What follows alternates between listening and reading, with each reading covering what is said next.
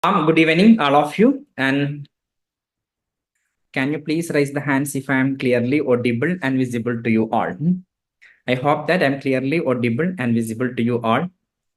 Welcome to the day 2 of our 6 days Indian Civil Services workshop program. Yesterday, we discussed in detail how to develop a study plan, how to solve certain previous year questions, and we have again discussed in detail what is the syllabus of this exam and how we have to make our preparation in a smart way.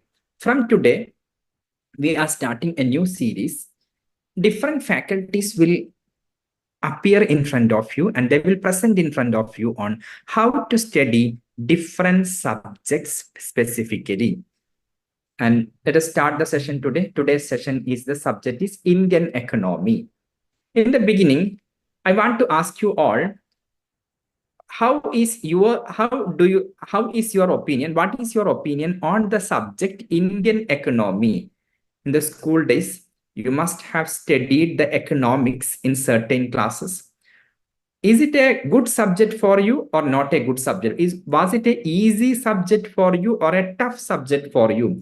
Economics, was it easy for you or tough for you? Can you please answer this question? And in the chat option, you can please give me the answer for this question. Or you can answer on the poll option. I have given a poll. What is your opinion on the subject Indian economy? It is tough, it is easy. I can see here 66% of the students have answered that it was a tough subject for you during your school days. 34% students have given the answer it is easy subject. Definitely all of you. And I want to stay with me till the end of session today. I will give you certain demo classes of Indian economy. I will take one of the toughest classes of Indian economy. Then we can see that whether economy can be learned in a easy way. And whether my voice is clear or not. Can you please, Aruna has given a comment that my voice is not clear.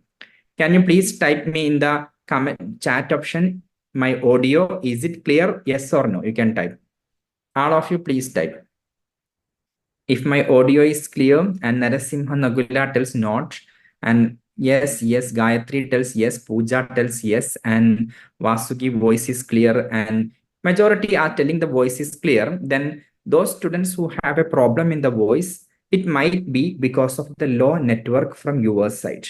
Obviously, this in this online class, both sides should be strong network. I have a strong network and fastest network I'm using. And if your side and should also have a strong network, and if you can do one thing, if you're unable to listen properly, you can leave once and you can put your device on the flight mode, or you can disconnect your internet and reconnect it again. Then the problem most of the time gets solved. Let us start. Whether the subject Indian economy is was an easy subject for you or a tough subject for you during your graduation or the school days. Today we can see that how we can learn the subject in an easy way. Every subject, whether it is Indian economy, Indian polity, and geography, science and technology, environmental ecology, history of India, there are two ways of learning. One way, we are making unnecessarily the subject tough. Second way is that we are learning with practical examples. We are trying to understand the subject in a practical way, because economy is something around you. What is economy? Economy is interconnected to a central point, that is money. Do you need money? How many of you need money? Can you please tell yes? And if you need money, can you please raise your hands? Yes, everybody needs money. If somebody is telling that I don't need money, I want to live as a poor fellow, I want to die as a poor person, I feel that there is some problem with this particular person. A common person cannot live without money. We all need money. Then economy is a subject that also we all need. That is, we need to understand the money, how to manage the money, how to earn, how to spend money, we need to understand that. Anyway, whenever we are talking regarding a particular subject, today we are talking regarding the subject we are talking is economy. In economy, when it comes to economy or any other subject, the first question in your mind will be, what are the sources of this particular subject? From where we can learn this subject? That is first I'm dealing. And the first question is that from where, which are the sources and books? Yesterday also, many students asked me in the comment that, can you tell the list of the books? That we will do in the upcoming from today. Today we have Indian economy. Tomorrow we will have a class on geography. Day after tomorrow, that is Tuesday, there will be a session on Indian polity. After that, on Wednesday, we will have a session on CSAT and the mains examination. On Thursday, there is a session exclusively for Assam Public Service Commission APSC combined competitive examination aspirants. For them, there will be a session in Assamese medium on how to study for the Assam Public Services Commission. That is our point. And for the UPSC aspirants, the session is up to Wednesday. And for the Assam Public Service Commission aspirants, the session will be up to Thursday.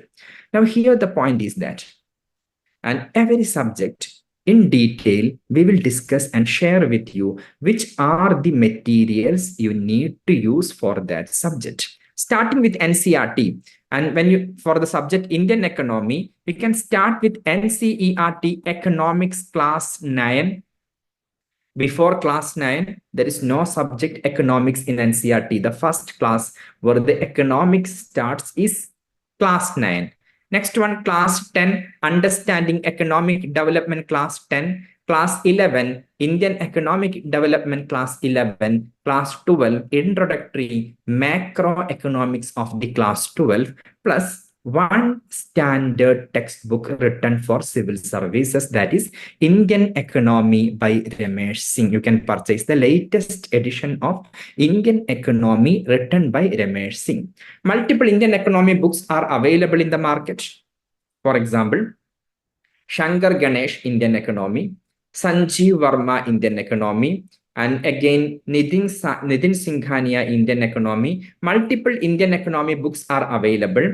The book I am suggesting for my students and for you all, and I depended on that particular book for my preparation, was Indian Economy by Ramesh Singh. Again, we have to study the current issues of Indian economy. And current issues means the budget of the year in which you are going to appear the examination. If you are going to appear the exam in the year 2025, in the month of February 2025, there will be 2025-26 budget or the annual financial statement of Government of India. We have to study economic survey of the same year, the previous day of the presentation of the budget. The finance minister will present in the parliament the economic survey of India. Economic survey is the analysis of the previous year economics. See, what is budget? Budget is an estimated assumption or an estimated calculation of the upcoming year's expenditures and income. That is why in 2025, you will get a budget of 2025-2026. In the upcoming 1 year, how much money will be earned by Government of India? How much money will be spent? How much money will be borrowed by Government of India? That is the budget. Because budget is dealing with the upcoming year. That is not the exact calculation. It is the estimated expenditure, income, and borrowing of Government of India. Next one, economic survey. On the contrary, economic survey is the previous year analysis of the economics. How money was spent by Government of India in the previous year, how much money was spent on agriculture, how much was spent on industries, how different way government was earning money. That is the economic survey. Then these are the current affairs and the day-to-day, whatever news comes in the newspaper regarding Indian economy, we need to study. First part, you understood what are the sources of the subject Indian economy. Next one, what you need to study. What is exactly the subject, which chapters you have to study from the subject Indian economy? As I told you yesterday, in Academy of Civil Services. Inside the courses of Academy of Civil Services, you will get for each subject one study plan. This study plan will tell you which are the chapters from where repeatedly the questions are coming in the prelims and the mains examination, so that your task becomes easy. As I told you yesterday, Ramesh Singh Indian Economy and all these NCERT books starting from class 9 up to class 12, you might have near to 100 chapters. But in the subject Indian Economy, repeatedly questions are coming from 25 to 30 chapters. Questions are coming repeatedly every year. Then instead of studying all these 100 chapters from the emerging Indian economy and NCERT books, you can focus on these selected 25 to 30 chapters from where repeatedly questions are coming. Before that, in the beginning, 66% of the participants today told me that economy was a tough subject for them. For your understanding, I want to tell you one thing. There are two subjects. One is economics, and the first one is economics. Second one is economy, or what we call now is Indian economy. What is the difference between these two subjects? One is economics. Economics is an academic discipline, and you might have seen the people, or some of you also might have done BA economics, MA economics, and PhD in economics. This is an academic subject which is explaining the theories of the economics. How should be the ideal form of an economics of a country? What are the theories of Karl Marx and the socialist economics or the communist economics? What are the theories of Adam Smith? All of you must have heard of the name of Adam Smith. Adam Smith is known as the father of economics. And next one is that what are the theories of John Maynard Keynes, David Ricardo on economics? That is economics. Economics is a subject where lot of theories are there, and you will be given to study lot of philosophers of economics, what they are talking on economics. That is called as economics. In civil services, we don't need to study economics, is not a part of our syllabus. On the contrary, the syllabus is economy. Economy means how practically the day-to-day economic functioning of a state is happening. How Indian economy is functioning day by day. All of you must have heard of GDP, gross domestic product. Yes. What is gross domestic product? How it is being calculated? See that GDP, gross means total. The full form of GDP is gross. Domestic means inside India, and product means the total value of goods and services are called as product. Then gross means total. Domestic means in India, inside the geographic territory of India. Sometimes you might have seen some airports are known as the domestic airport. Domestic airport means you can get a flight to any part of India. International airport means you can fly from that airport to any international country.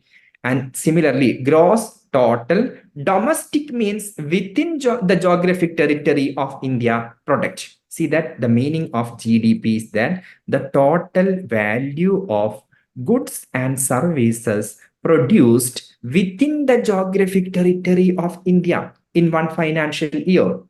Then the total value of all goods and services produced within the geographic territory of India in one financial year is called as gross domestic product. Can I ask you one question? Imagine Microsoft is a foreign company, an American company. Imagine that Microsoft has an office in Info Park in Cochin in Kerala. In Info Park, sitting in Info Park, Microsoft, lot of employees of Microsoft are producing too many services. They might be delivering that service in US. They might be delivering that service in any other foreign country, but that service is produced in India. By whom? By an American company. Does it come under the GDP of India? Is it a part of India's GDP? Yes or no? You can type in the chat option. The services produced by an American company, that is Microsoft, in India, is it a part of India's GDP? Yes or no? Can you please type? Correct answer is yes. It is a part of India's GDP, because in India's GDP, there is no condition whether the production is done by an Indian company or a foreign company is not there. Only the condition is there. The total value of goods and services produced within the geographic territory of India, maybe by an Indian company or by a foreign company, no issues. The production should be within the geographic territory. Info Park in Cochin is within the geographic territory of India. Microsoft, Google, Facebook, Amazon, whatever goods and services they are producing within the geographic territory of India is a part of India's GDP. Toyota is a, I think, is a Japanese, which country? Toyota is a Japanese car manufacturing country. If they are producing and cars within the geography in any plant in India, that is a part of India's GDP. At the same time, imagine Tata is an Indian business company, Indian business corporate. Tata has multiple industries in South Africa. In different parts of the world, Tata has industry. Imagine in South Africa, in a Tata car manufacturing plant, 1,000 cars were manufactured. Is it a part of India's GDP? Yes or no? If the Indian company Tata produces cars in South Africa, is it a part of India's GDP? Yes or no? And Pavani tells yes. And Sidhu no. Nasima PH yes. And Pooja tells yes, no, lot of no, yes, both mixed responses there. I'm unable to read the name because the message is coming so fastly because all of you are responding. Tata's production in South Africa is not a part of India's GDP. No is the answer. Why? It is not within the geographic territory of India.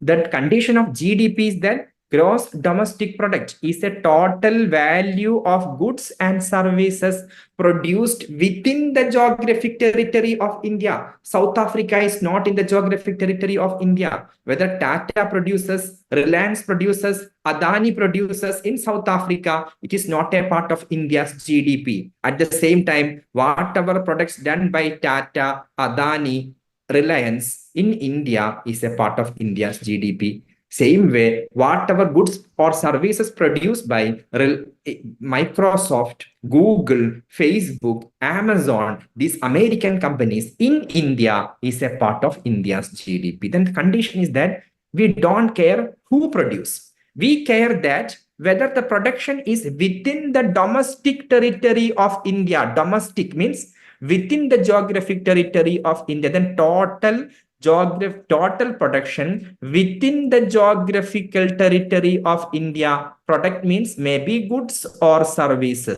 Then the total value of goods or services produced by anybody, whether Indian company or foreign company within the geographic territory of India, is called as the GDP of India. Anyway, we have a detailed class in the course. And what I was trying to tell you is that whatever we need to study is Indian economy. The first chapter is GDP. Next one, the Reserve Bank of India, RBI, how it is functioning, how RBI is managing, and regulating the commercial banks in India, and how RBI is managing the inflation in the country. The policy of RBI managing inflation is known as monetary policy. Then we need to study regarding monetary policy of RBI. We have to study. The next subject we need to study is banking system in India. How the banks are functioning in India. What is the method of functioning of the banks in India?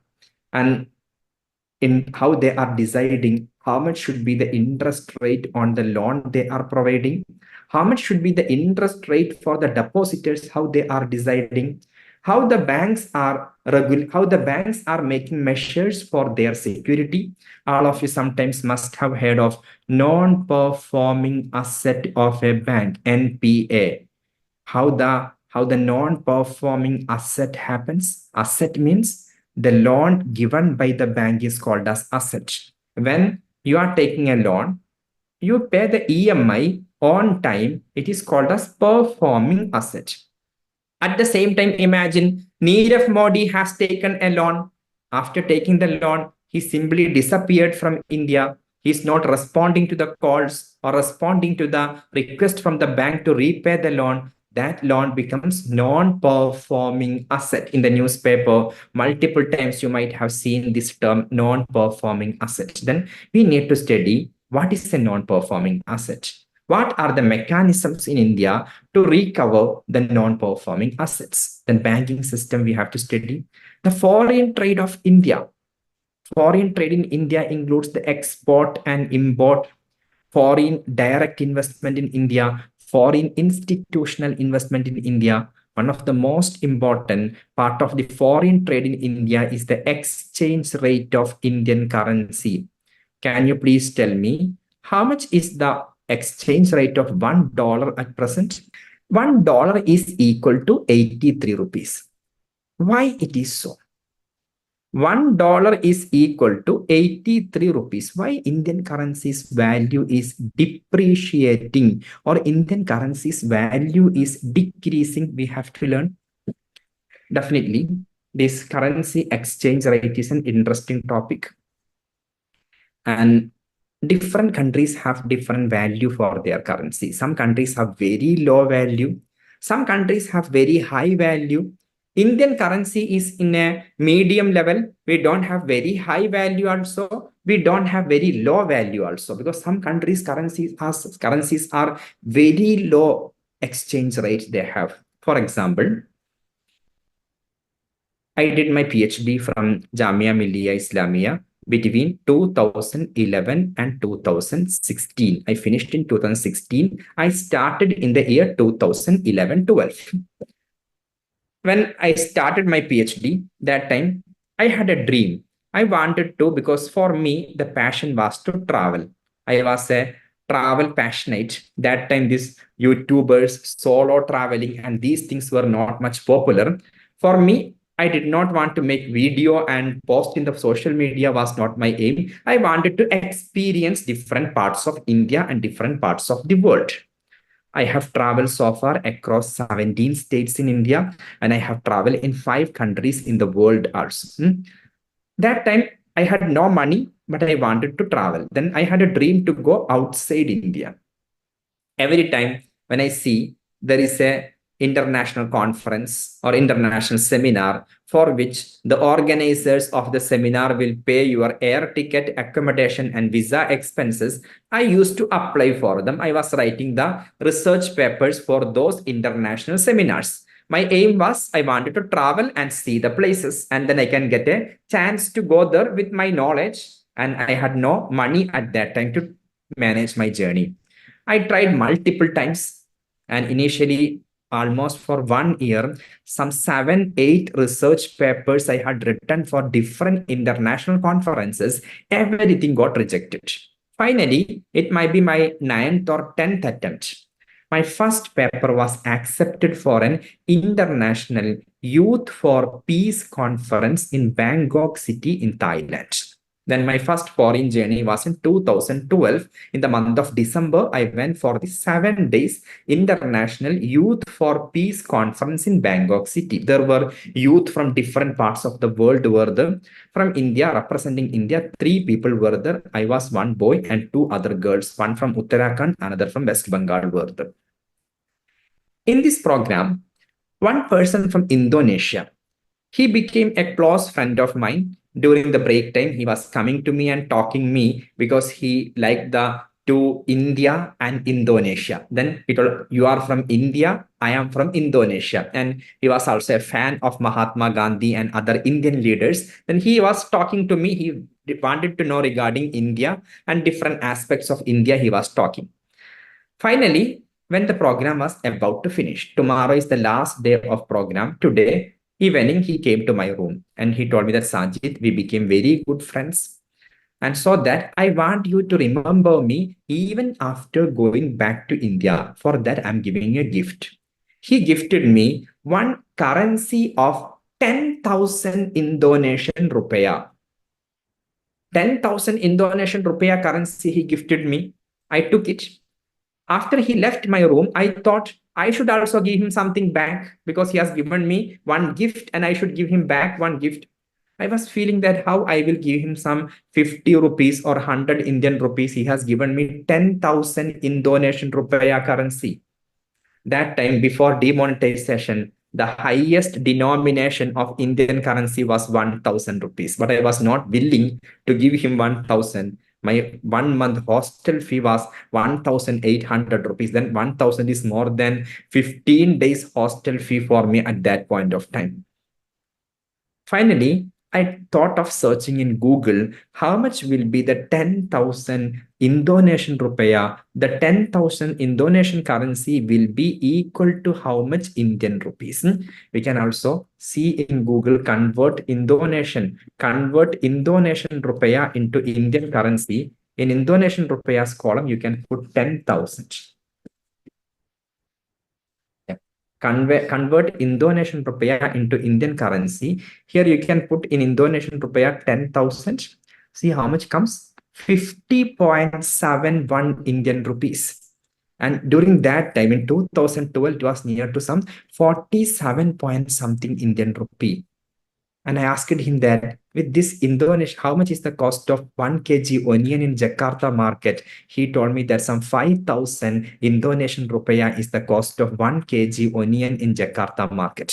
If he's going to the market and with this 10,000 Indonesian rupiah, he will be able to purchase only 2 kg onion.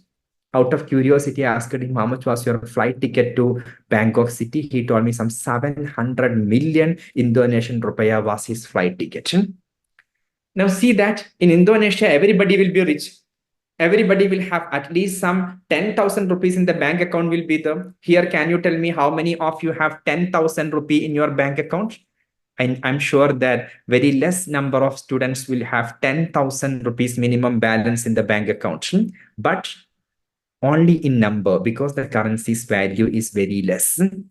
That is why the currency's value is an interesting topic. Why some countries' currencies have very high value at the same time. Kuwait dinar, 1 dinar is equal to near to 350 Indian rupees, and Bahrain dinar. 1 dinar is equal to near to 380 or 390 rupees. If you are asking any Indian citizen working in Bahrain or Kuwait, they will tell you that what is your salary? And he might tell you that if he's telling 1,000 Kuwaiti dinar or Bahrain dinar, he's very rich. And 4 lakh rupees he is earning. Near to 4 lakh Indian rupee he is earning if he has 1,000 rupee. And 1,000 rupee, 1,000 Kuwaiti or Bahraini dinar as a salary. I have heard of the people in 300 Bahraini dinar, 400 Bahraini dinar is my Kuwait dinar is my salary.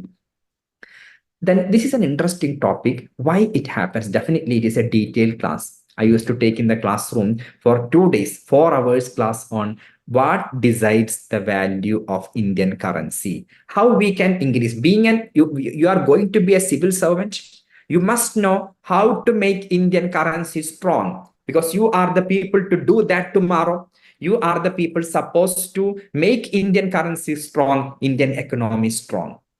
Now, I told you these are the topics. GDP we have discussed and the foreign trade. We were discussing the subject foreign trade.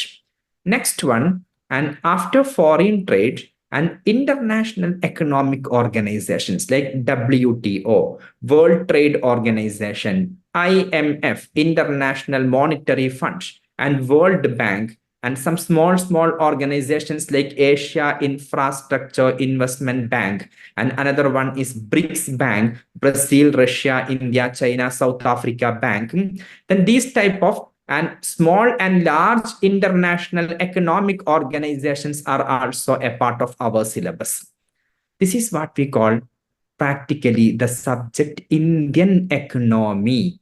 Indian economy means how the economic system of India functions day by day. For civil services, you don't need to study what are the theories of Adam Smith, what are the theories of John Maynard Keynes, what are the theories of Karl Marx, what are the theories of Amartya Sen, what are the theories of John David Ricardo, and these type of economic philosophies are not required. That is economics. Whatever you need to study is the practical economy, how day by day Indian economy functions. How many of you are feeling that this subject will be interesting more than learning economics and learning how our nation, how the nation's economy functions every day? It will be an interesting subject, yes or no? If you are feeling it will be an interesting subject for you, can you please raise the hands? And from whatever I explained you so far, what you need to learn, if you feel that this subject will be interesting for you, can you please type yes in the chat option? Yes, Nasima, Hariprasad, and Aruna, and Divya, and Hariprasad already I have Pooja, and Ratna, Sandra, and Sidhu, and Dharani, and Gaudami, and Pramalada, and Pallam, and Pavani, and Mubina, Yamini, and Padma Bhushan Roy, and Shri, and different names are there. I think that all the students are, as we discussed yesterday, from different parts of India, and becomes, I'm unable to read it fastly because majority of you have told yes. Can we see one topic today? In the last 20 minutes, I will stop by 8 o'clock. In the last 20 minutes, what we are doing is that I will discuss with you one model subject. From this particular subject, it will be only a small class on what is monetary and credit policy. From this particular class, what are some few previous year questions which came in the examination? We will try to solve it after the class. What I want to show you today, after listening to the class, after attending the class, will you be able to solve certain questions in the examination? What is the more than showing you? You will be able to answer the questions after the class. I want to show you a demo how we should study. What should be the depth of our understanding of each subject? Today, the topic I'm taking is monetary and credit policy. Definitely, this is one of the toughest chapters of Indian economy. If you are able to understand today's class, I can guarantee you that all other classes will be comparatively very easy for you. That is why for demo class, I have taken the toughest class or the toughest topic in the Indian economy. What is monetary and credit policy? See that. Monetary means related to money. What is money? Can you tell me a definition of money from your side?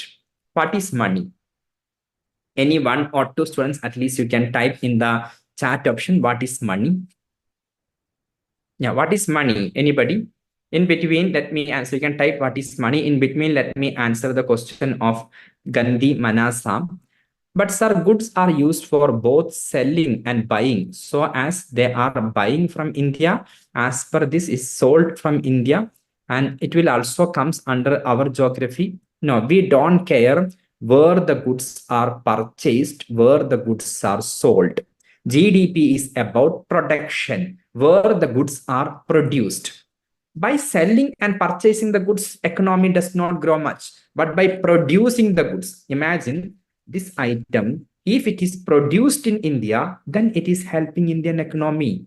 When this item is produced in India, Indian people are getting jobs. It will create employment in India, and it will create that, it will give the tax in India. Selling and purchasing also have the tax.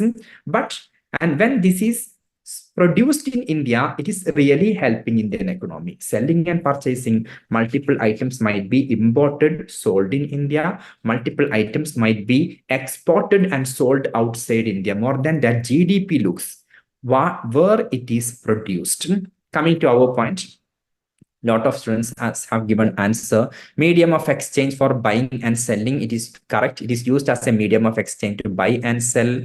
And correct, Ratna, any object that is generally accepted as payment for goods and services, and repayment of the debts is a gift. That is correct. And long explanation has been given by Hari Prasad. Money is any item or medium of exchange. Anyway, it is a medium of exchange. It is a medium of exchange. That is true.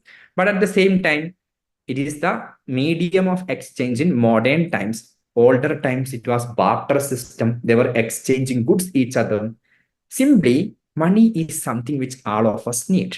Yes or not? All of us. Why are you going for civil services examination? For money or for getting for serving the nation? And why are you going for civil services examination? I'm not telling that you are going for money. You might have a desire to serve the nation. You might have a desire to get a prestigious job. You have a desire to have a value in the society. At the same time, you want to get a salary also. If government tells that from today, and those who are interested to serve the nation, you can come to civil services, but there is no salary, how many of you will go? And if government tells that from today, those who are interested to serve the nation through an examination, and through an examination you will be selected, but you don't have any salary, how many of you will prepare 8 hours, 10 hours in a day to qualify that examination and to get the chance to serve the nation, but no salary? Now very less people are coming up. Anyway, good. I appreciate that. Deepa and Narasimha, Yamini, Nasima, Pavani have raised the hands. And anyway, that is good. You have a good, but majority of the people, you need the salary as well. Because one attraction might be that, and there is a handsome salary for the service. You can have a wonderful life. And but I just want to taste it. But one thing is the one more condition I'm putting up. Will you serve till the retirement? If there is no salary, how many of you will go for 5 years, 10 years might be there, but how many of you are ready to get into civil service and serve the nation until you retire and without any salary? Yes, good. Shifa Moedin tells, Hari Prasad tells no, and Deepa tells yes, and Nasima tells yes. That is good. And I really appreciate that. One thing is there, but one thing is there, all of us need a medium of life. For me, teaching is a passion. And it was one of the most interesting things for me because I started teaching when I was a student, taking the class for my juniors and taking tuition. And when I was into the civil services coaching also, at the same time, start the last 13, 14 years, I was in the teaching field. At the same time, I will expect that I also should have a medium of the life, and I should also have a way to survive in my life. Same is the money is one of the most essential things in the daily life. Alna, you are extremely correct. Now, our discussion is then monetary policy. What is the monetary policy of RBI? A policy through which RBI decides that how much money should be there in the market. That means a policy through which RBI can decide that how much money should be in my pocket and your pocket. That is the market. Market means all of us are in the market.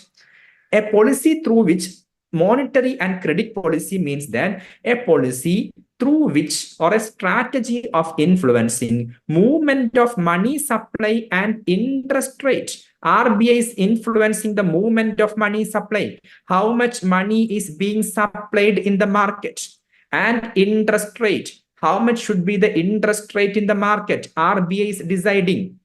And to affect output and inflation, definitely. What is output and inflation? See that in the market, there is less money. Everybody has less money. That situation, we call it as deflation. We can call there is a deflation in the market. There is a shortage of money in the market. When there is deflation, there is a shortage of money in the market. What happens? If I have less money, I will not purchase this mobile phone. I might not purchase a good shirt, and I might not do a lot of shopping. I will not do. when people, everybody in the market has less money, market has inflation, that situation we call it as economic crisis. When you will tell I am in a crisis, when I don't have money, when I have too much money, putting some 10 crore rupees in my bank account, will I tell that I am in a deep economic crisis? I'm telling the lie. Then when I don't have money, I am telling I am in crisis. When no people, majority of the people in the market have less money or they don't have money, that is called as economic crisis for India. Then deflation means people have no money. When people don't have money, they will not purchase anything. When I don't have money, I will not purchase any luxury item. I will spend my available money on the food, medicine, and education of my children. I will not purchase any unnecessary item when I am in economic crisis. I don't have money. Same thing, same will be situation when all people or majority of the people in the market have less money, they will not do much shopping. When they are not doing shopping, the producers, they don't have the market, they don't have the sales. Whatever the producer is producing, a person who is producing this remote, he is feeling that my remote is not getting sold in the market because people have no money. Then he will reduce the production. Earlier he was producing 1000 remote in a year. Now he reduces that into 500 remotes in a year. When he reduces the production, he feels that in my factory, there is no need of 100 employees. Let me reduce that into 50 employees. 50 people goes unemployed. Then when there is deflation, less money in the market, the production output is less. The output is less. Output means production. Production is less. When production is less, that will create unemployment in the market. In the market, people might be dismissed from employment. Unemployment will be created. When this unemployment is to overcome this situation, what RBI does? RBI increases money supply in the market. RBI increases money supply in the market, or we can call RBI takes steps to expand money supply in the market. RBI is taking measures to expand or increase money supply in the market. This monetary policy is called as expansionary monetary policy. How it is done, I will come to that. You understood now? When there is deflation, that is shortage of money, that will reduce the production or output will be less. To affect output, to increase the output, there is a need to increase money supply in the market. People in people's hands, too much money should be there. RBI will take a policy to increase money supply in the market. That policy of RBI is called as expansionary monetary policy. Did you understand? Yes, if you understood, can you please, whatever I told, how it is done, I will come to that. I will explain you with a proper example how RBI will increase money supply in the market. Nasima, you did not understand? See that when there is less money in the market, what happens? When you have less money, Nasima has less money in your bank account or in your hand, you will not do much shopping. You will only purchase rice and roti, and you will purchase only the medicines and some whatever essential commodities you will purchase. When you are not purchasing, Narasimha, Nagula, Aruna, and Nasima, those who told no, when you don't purchase, similarly, majority of the people in the society have no money. When we are not purchasing goods from the market, the producers are experiencing shortage of demand. Producers are experiencing there is no demand for their goods. When they understand there is no demand for goods in the market, why? People have deflation, people have less money, then they reduce the production. When they reduce the production, they don't need this much employee which were earlier working for production of too many items, too many goods. They will reduce the number of employees also. It will create unemployment and economic crisis will be created. To overcome this, what has to be done? RBI will take a policy to increase money in the market. How to increase? I will come to that later. Simply now you understand this way. When there is deflation, the shortage of money is there in the market, RBI takes a step and RBI takes a policy to increase money in the market or to expand money in the market, then only people will do a lot of shopping. When people are doing shopping, there will be a huge demand for the goods. When the demand increases for the goods, production increases. When production increases, more people will get employment. Yes, RBI wants that. Everybody wants more production in India, more employment in India.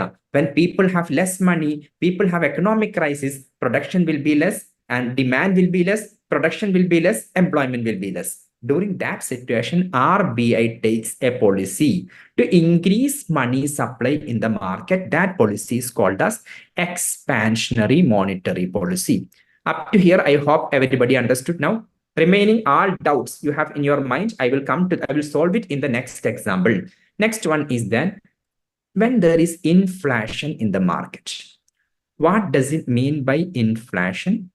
Inflation means all items price is increasing. How it increases? When the price will increase? One major reason the price increases in the market is that, imagine all of us became rich.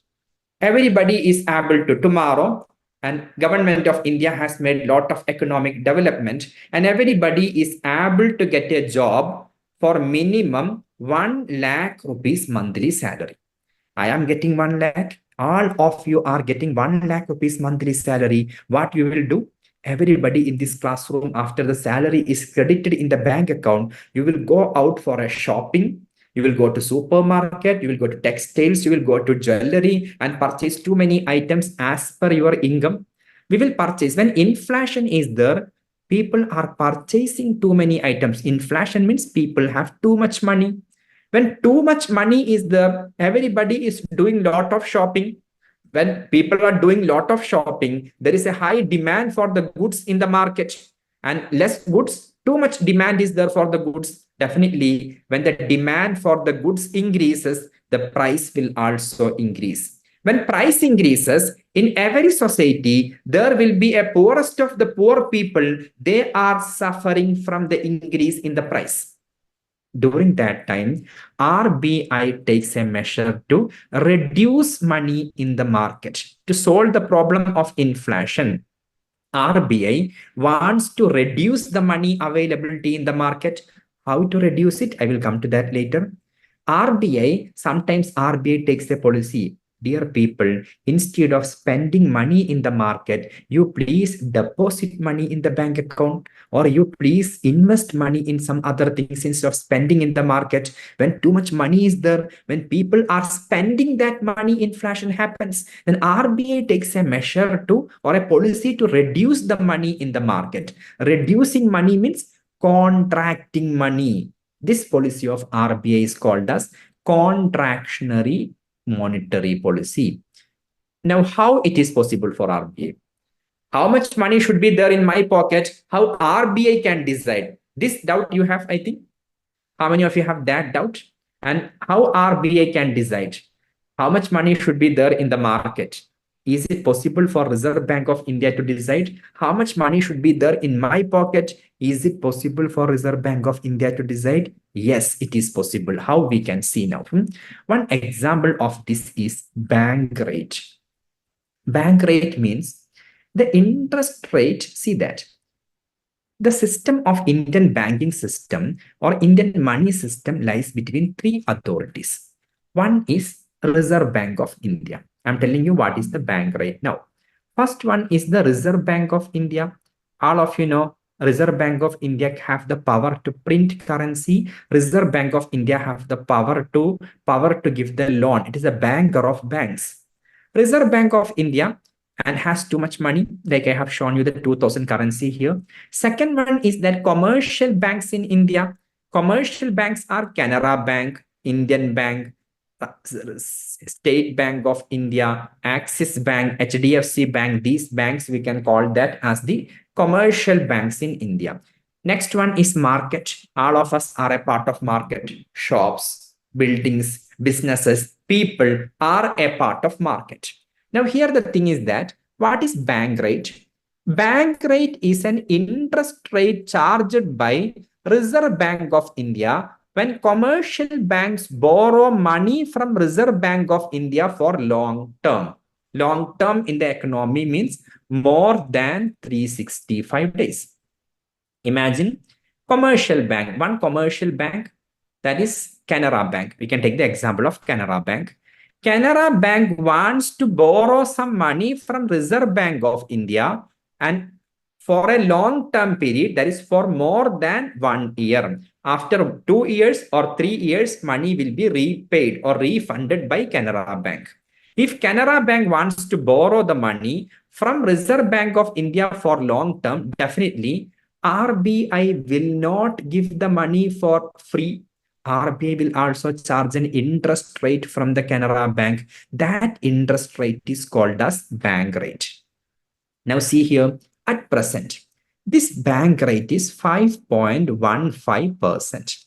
Whatever money commercial bank, Canara Bank wants to borrow from RBI for long term, 5.15% of that Canara Bank should give as an interest to RBI.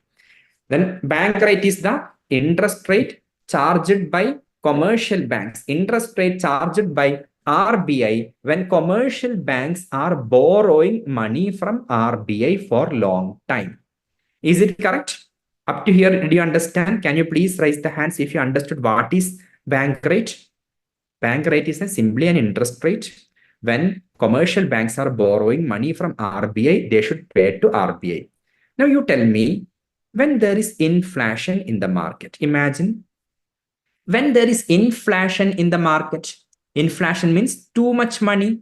When there is too much money in the market, what RBI wants? RBI wants to reduce the money in the market, or RBI want to follow contractionary monetary policy. Am I correct?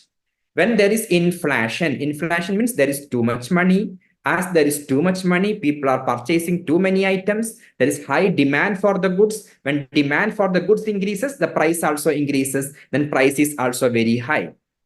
If there is inflation in the market, as a solution for inflation, what RBI wants to do? RBI wants to reduce the availability of money in the market, or RBI wants to follow contractionary monetary policy.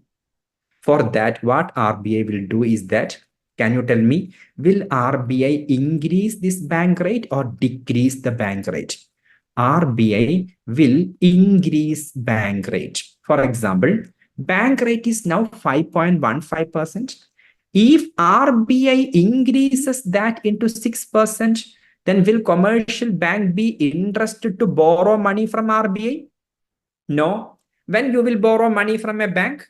When interest is high or low? Can you please tell me, if you are happy to borrow the money from a bank when interest is high or when interest is low? You can either type H or L. Everybody wants to borrow the money when interest is low. Here what RBI did? RBI increased the interest rate. When RBI increases the interest rate, commercial banks are not much interested to borrow the money from RBI. Why? Till yesterday, they were charging only 5.15%. From today, they made it 6%. Commercial banks will borrow less money from RBI.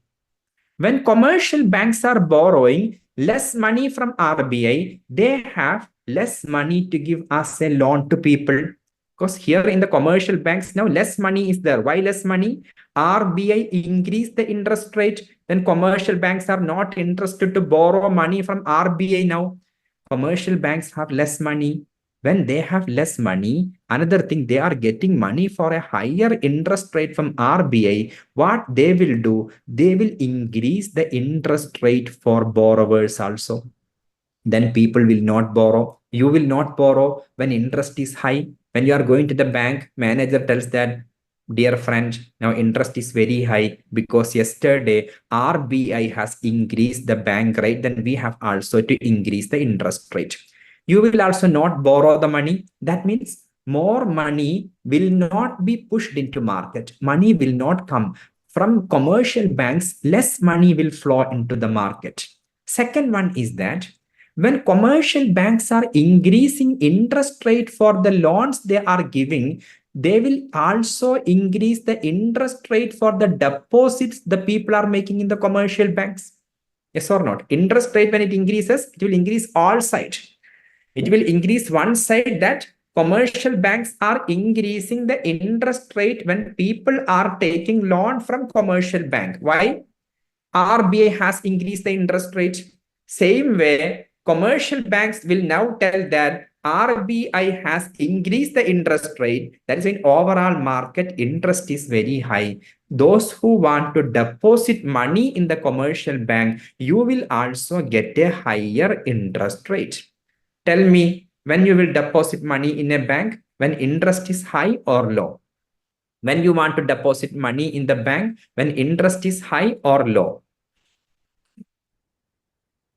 Yes, when interest is high. And Sidhu, I will take your question later. When interest is high, you want to deposit money. Then in the market, those who have money, they will be depositing money in the commercial banks. From the market, money flows into commercial bank. Finally, can you tell me whether the money decreases here and inflation will be solved? This is called as contractionary monetary policy or tight monetary policy.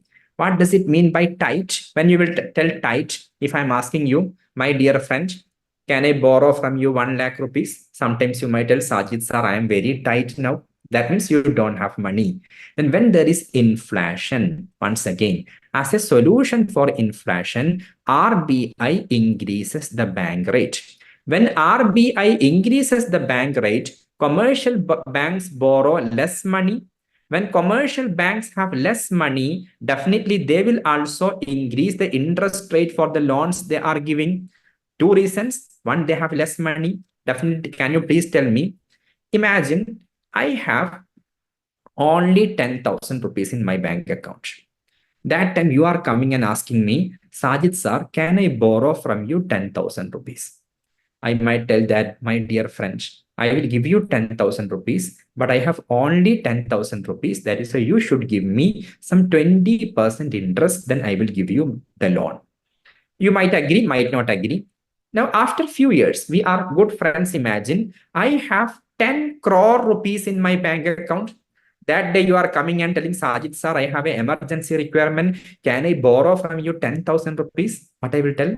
You take 10,000 rupees. You don't need to pay me any interest. When you have comfortable money, you can refund this money back. I don't want any interest. First situation, I have less money, then I charge a higher interest rate. Second situation, I have too much money, then I don't have value for money. I have given you without any interest, zero interest. I have given you the money. Same is the situation of a bank also. When banks have less money, then people are demanding for this less money, they will increase the interest rate.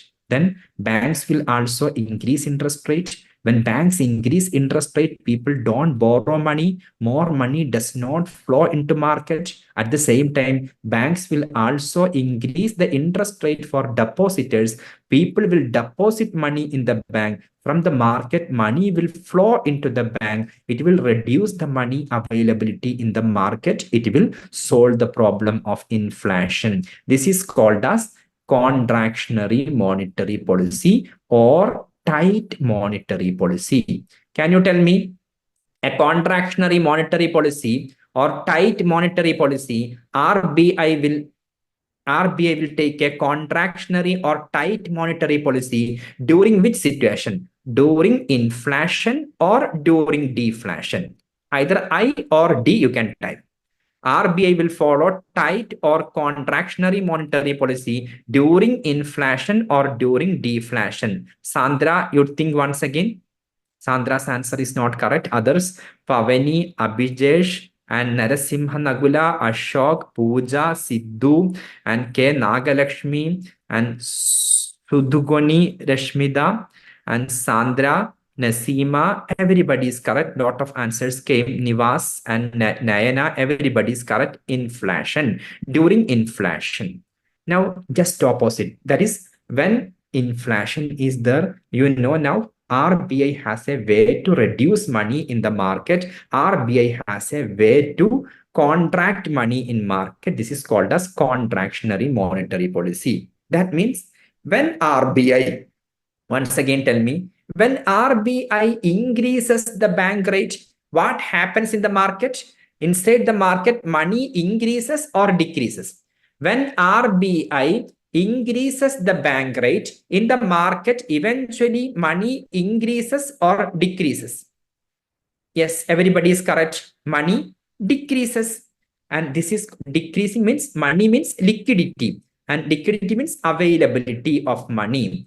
When RBI increases, once again, when RBI increases the bank rate in the market, the liquidity of money increases or decreases. Liquidity means availability of money. Liquidity increases or decreases.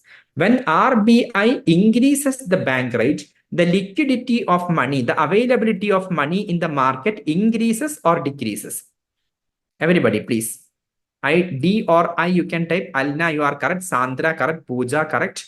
And Ratna, correct. And Narasimha Nagula, correct. And Gandhi Manasa, correct. Abhijesh, K. Nagalashmi, Nasima, Gayatri, Vasuki, everybody is correct. And decreases. Next one. Then you know that how RBI can decrease money in the market by increasing bank rate. Now imagine in the market, I will finish in 5 minutes. In the market, there is deflation. After this, we are going to solve some questions. In the market, there is deflation. That is, deflation means less availability of money. As a solution for this, what RBI does is that RBI decreases the bank rate. What is deflation? People have no money. Everybody is poor. We don't have money to purchase anything, and we are limiting our shopping into essential food items, medicines, and etc. We don't purchase any instrument or any entertainment item. Then the producers of the dress, producers of sandal, producers of mobile phone, producers of the air conditioners, and they are facing a shortage of demand in the market. Then they reduce the production. When they reduce the production, they reduce the number of employees, then huge unemployment happens. When there is deflation in the market, what policy RBI should take? RBI should try to increase money in the market. Increasing money in the market means that RBI should follow expansionary monetary policy. RBI should try to expand money in the market. That is solution for deflation. Then what RBI does? RBI decreases the bank rate. When RBI decreases the bank rate, commercial banks are very happy now. They are feeling that RBI is giving us loan for a lower interest rate. Commercial banks will borrow too much money from RBI. Yes or not? Yes, please raise the hands. If you feel commercial banks will borrow too much money from RBI when interest rate decreases, yes, then there is too much money available in the commercial bank. By keeping this money here, they don't have any benefits. They should give the loan to people and get interest from people. Then they are also decreasing the interest for the loans they are giving. When the interest is decreased for the loan, people will take large number of loans. Huge money will flow from commercial banks into the market. At the same time, they will decrease the interest for depositors also.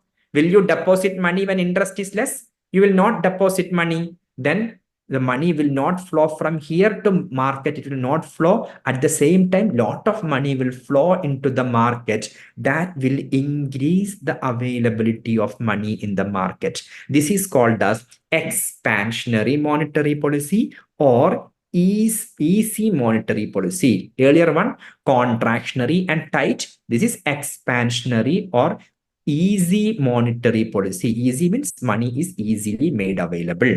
Can you tell me during deflation? Please tell me during deflation, will RBI follow expansionary monetary policy or contractionary monetary policy? Either E or C you can type. And Pavani, E. And Narasimha Nagula, E, Sudukani, and Nagalashmi, Ratna, Rayashri, and Siddharth, Shifa Moideen, Kogila, Aruna, and Gandhi Manasa. Everybody has given correct answer. Expansionary monetary policy. During deflation, see, now one thing is if there is inflation, let me take the blank screen and explain you. And once again, final revision, then we will go to solve some previous year questions. If there is, this is bank rate, this is the market situation.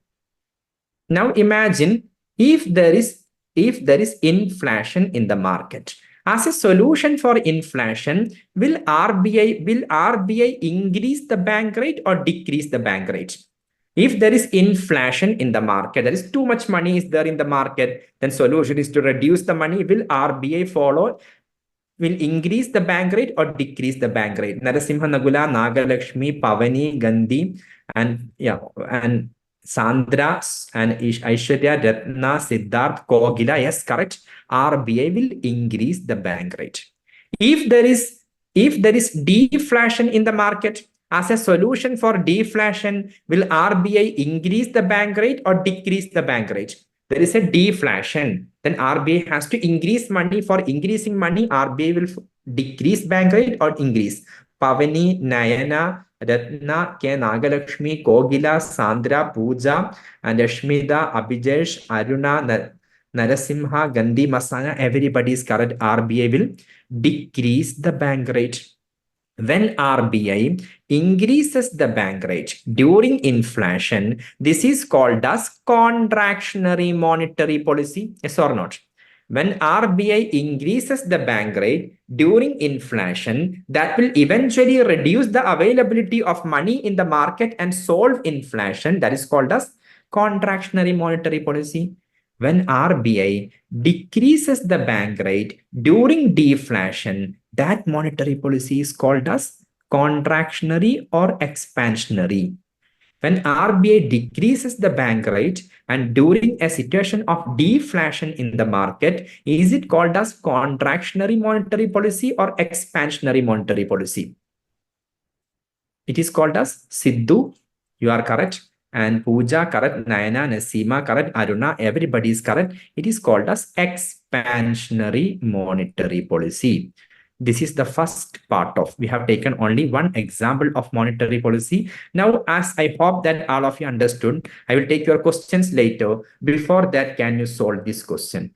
The lowering of bank rate by Reserve Bank of India leads to, lowering means RBI's decreasing bank rate, and that leads to what? More liquidity in the market, less liquidity in the market, no change in liquidity in the market, mobilization of more deposits by commercial banks. What is your answer? You think properly, and I have tried myself to make you understand this chapter. This is the toughest chapter, and I tried to make it easier for you. Sorry. And can you give the answer for this question? The lowering of bank rate.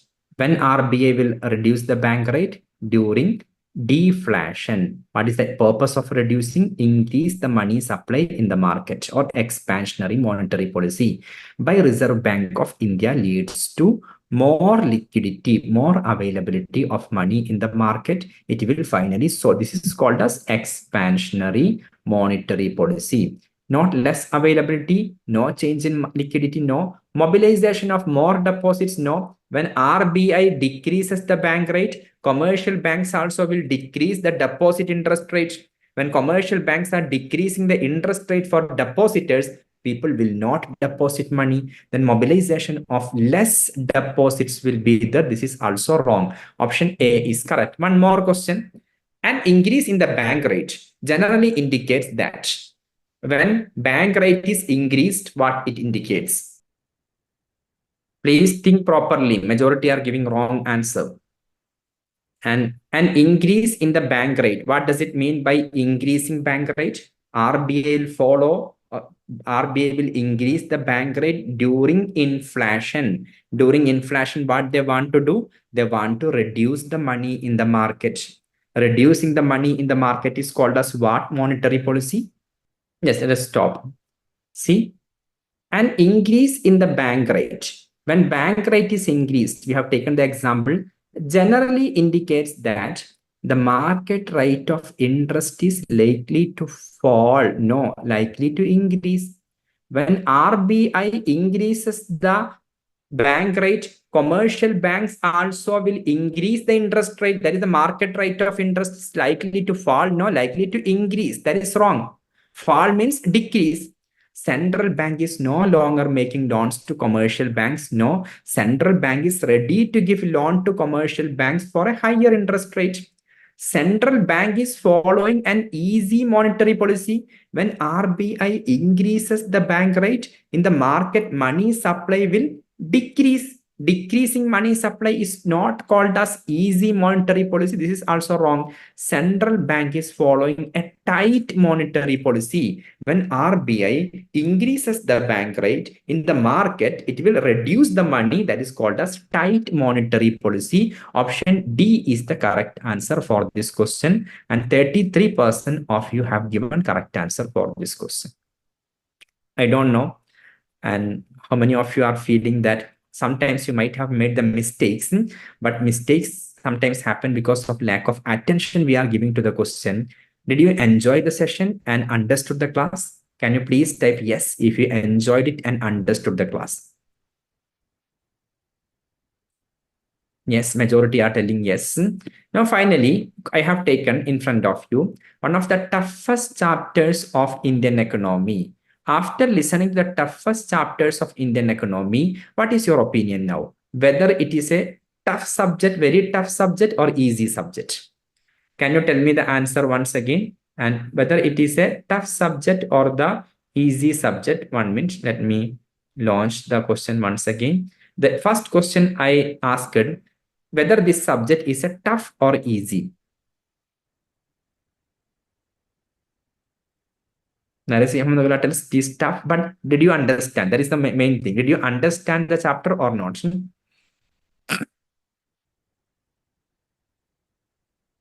Yes, I got the answer. That the survey anyway just became opposite. In the beginning, 66% of you told it is tough and 34% easy. Now, after the class, 68% of you are telling it is easy and 32% are telling that it is tough. And point is that whether it is tough or easy, it depends on whether we are able to understand with examples the Indian economy. In class, I have shown in front of you today how I do the classes. This is the way I am teaching in Academy of Civil Services. If you liked it, and you can, because the next batch will be starting, the online class batch will be starting in Academy of Civil Services from August. And by the end of August, the classes will start. And Asif sir will come tomorrow and he will explain you. And geography, there will be a session on geography tomorrow. And after that, day after tomorrow, another faculty from Kerala, Mr. Faisal, he will take the class on Indian polity. Then final day, me and Asif sir will come again. We will discuss the CSAT and the mains examination. Then after all these classes, and if you like every class of every faculty, and you are most welcome to be a part of Academy of Civil Services. In Academy of Civil Services, definitely those students who are attending the workshop, and after that, if you join for the course, you will get a 50% scholarship. That is, from the fee of 23,600, it will reduce into 11,800. Nayana, yes, we have online classes and we have offline classes also. Online classes will be taken in this way and by the faculty interacting with you. Offline classes are taken in the upstairs where I am sitting in the office. In the upstairs, there is a beautiful offline classroom. And if you want to come to Dibrugarh in Assam and take the offline classes, you can do that. If you want to take it online, you can do that one as well.